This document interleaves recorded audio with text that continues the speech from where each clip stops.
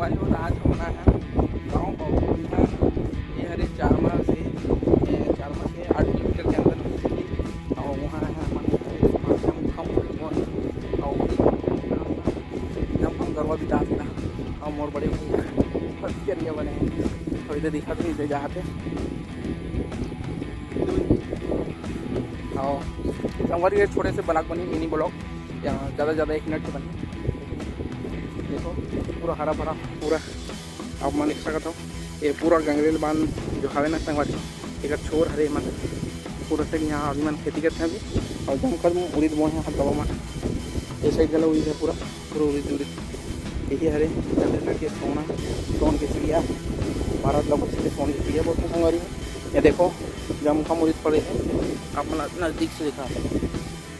ये साइड के ज़्यादा है लेकिन इस साइड अभी दवाई चीज़ें हमारे नहीं खाते अच्छे जुड़े हैं देखो आगे पूरा और मामन हुई दे पूरी तोड़ के यहाँ थे अपने घूमे ला रहे हैं खेत जहाँ